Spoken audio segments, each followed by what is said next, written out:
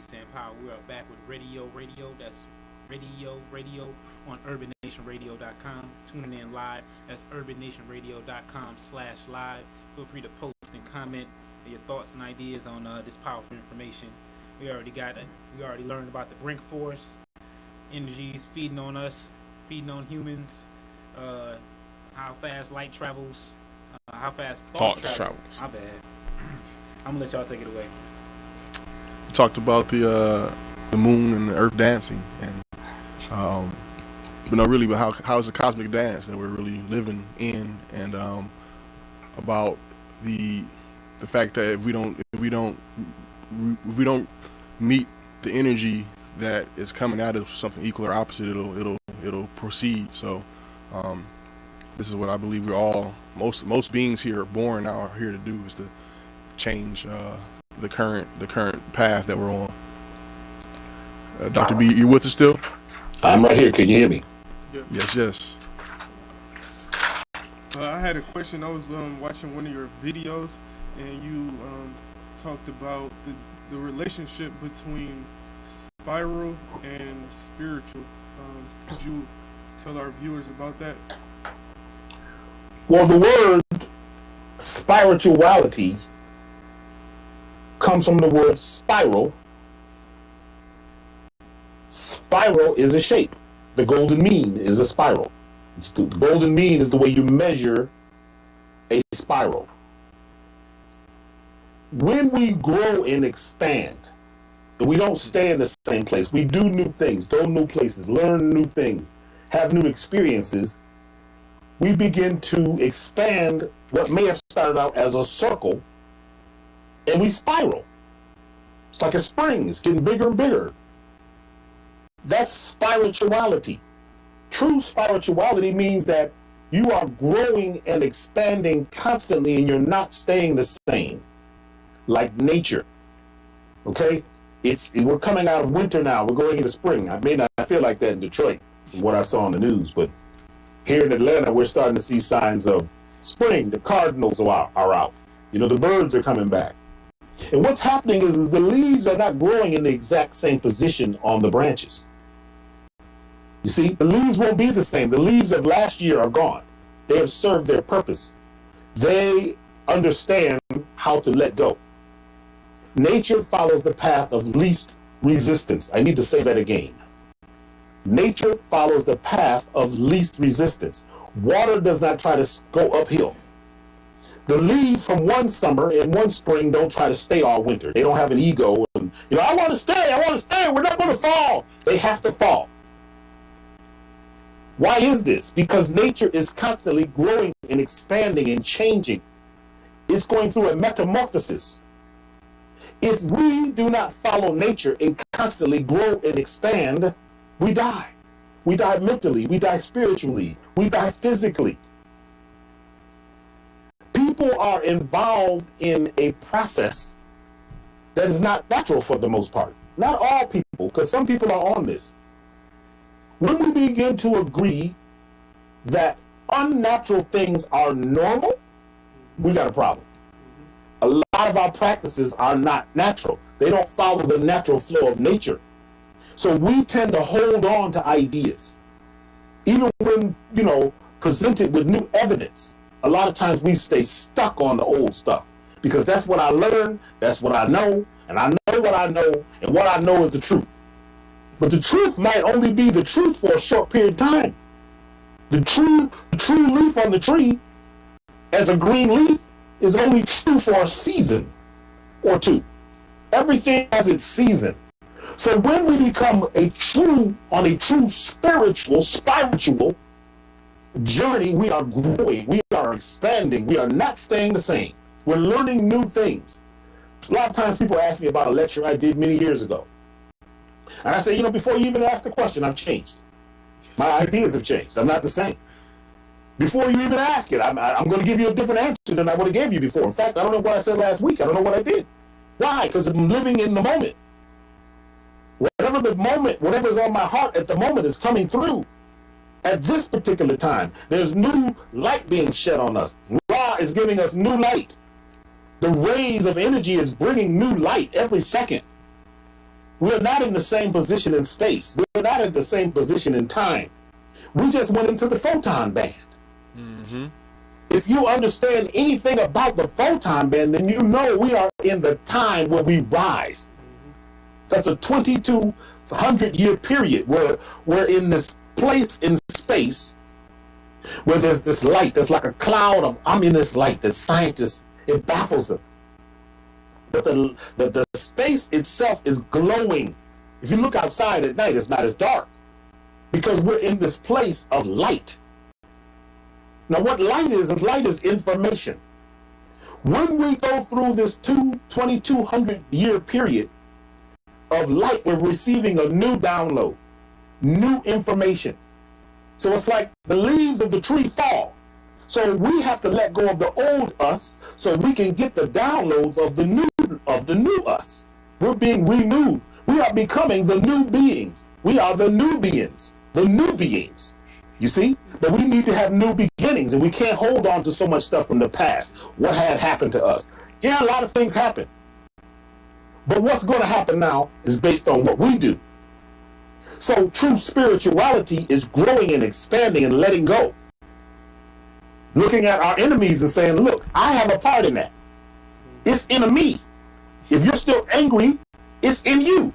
Your enemy, who you call your enemy, may not even be feeling what you're feeling. It's eating you alive. So now your enemy is destroying you from the inside out by dropping things in your mind. Just like in the movie Inception. There's things down in that's safe, down in that subconscious that you think is yours. A whole lot of the stuff that we're holding on to is not ours. It came from our parents.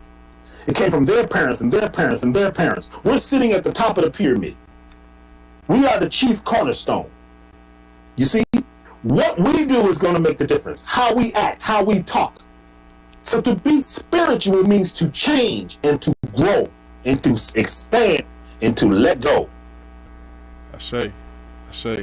I'm glad you mentioned the fact that a lot of what we're dealing with nowadays is handed down from our parents, etc. One question or one tip or one thing we do here on the show, we try to give some practical applications so that our viewers have some things they can try to implement immediately or take notes on. Is there anything that you have seen in your work that helps with, let's say, I understand exactly what you just said, but my mother and my sister, my cousin, I'm crazy now because I'm talking about the photon belt. What is it that would you pardon me? What do you recommend for those who are kind of going through that internal battle with themselves?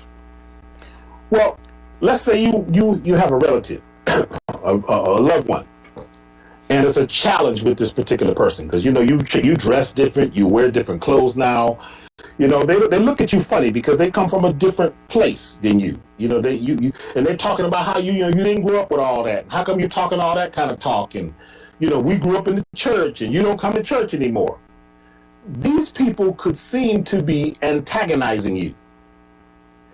But what you could do is embrace them.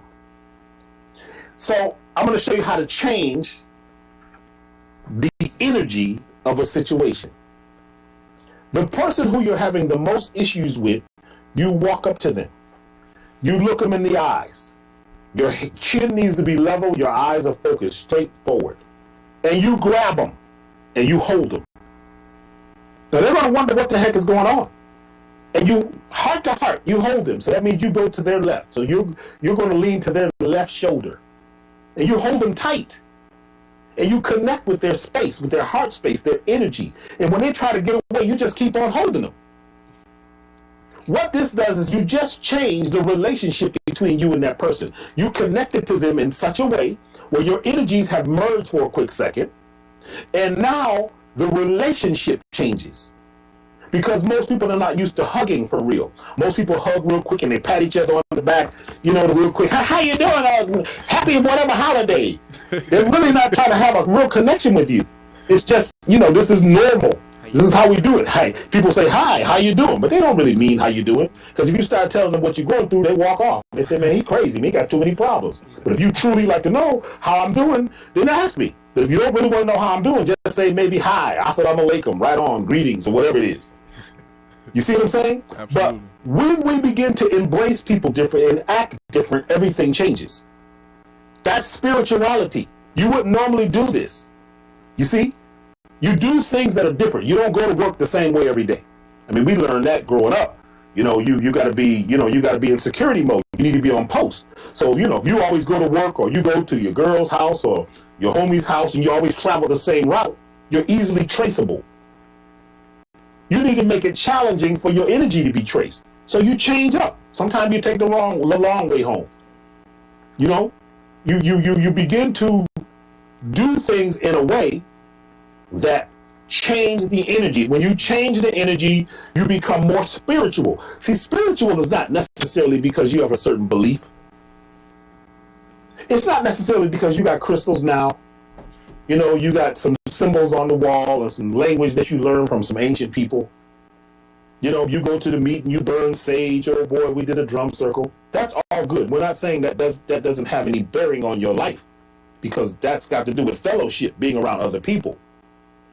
True spirituality means you are constantly growing and changing. You're not the same. When you do this, you now are able to use the energy that is here on this earth to grow, to create a new world. You become the change. You see, I'm not sure if I'm explaining this, because it's sometimes it's almost too simple. Sometimes it's almost too. What it sounds like you're saying is, if you have an issue with a family member and you keep approaching it the same way, you keep telling the same information, they keep rejecting it the same way, like you're not doing anything spiritual. You're getting stuck in this cycle. So what you're saying is, as a whole, start changing your life up. Start going a different way home. Start eating different food. Start approaching the issue from a different perspective, so that every person around, all the energy around you can understand that you have changed. You're not the same individual. And to add to that, the definition of insanity is doing the same thing over and over and over and over and over, and expecting different results.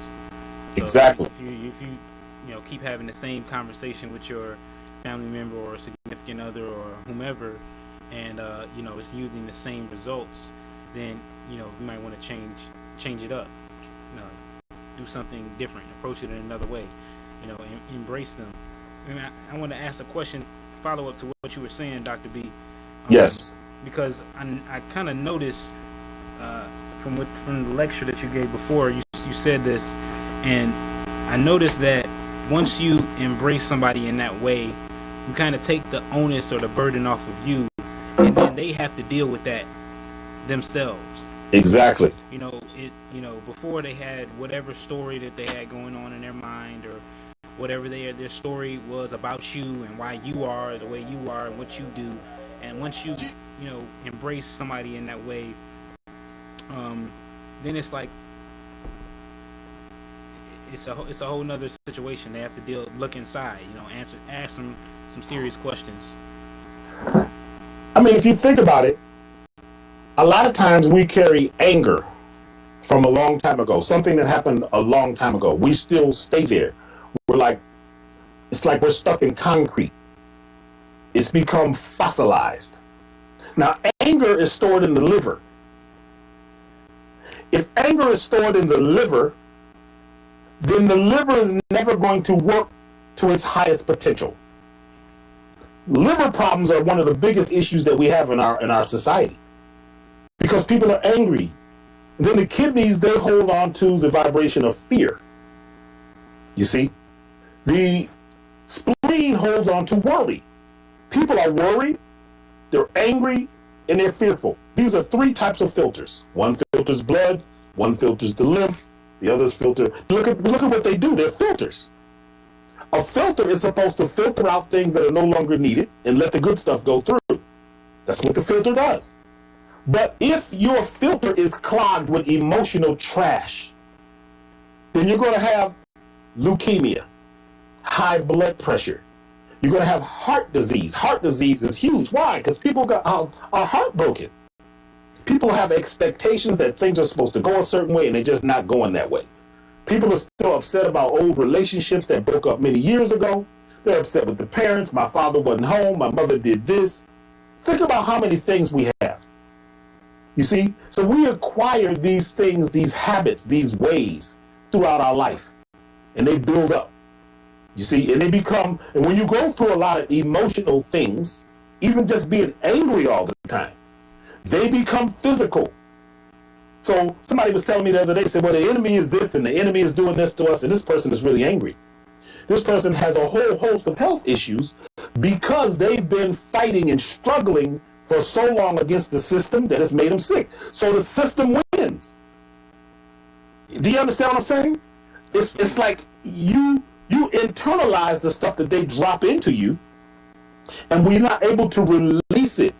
So we need to detox our minds, because a lot of the energy that we carry are basically parasites of the mind. They're mental parasites, mental constructs. So why are we so angry? Because things happen. But there are some people who are able to let that go and forgive. Forgiveness is one of the most incredible medicines you could ever live in, to exist in, to take. Forgiveness for everything. One of the great balances that we do in the process that I do is called the forgiveness balance, where you process into yourself the words, I forgive myself, my family, and others for imperfections. I'm going to say it again. I forgive myself, my family, and others for imperfections. That's right. When you get that ingrained in both sides of your head, your conscious mind, your subconscious mind, your physical body, your spiritual body, your subtle bodies, when you begin to emit that, when you begin to admit it, you begin to resonate that forgiveness. Now, I'm not saying we should forget. I'm saying we have to forgive, because basically all of us on this planet are what? Imperfect. That's right. And Dr. We will never be perfect. You got to forgive me for cutting you off again, because we got to take a quick break so that we can get everything situated over here. I'm going to let you hear some of the music from the Foundation of a King. They've been posting on our message board, play the song, play the song, play the song. So we're going to take a quick break, and we right back with ReadYO Radio. Stay tuned.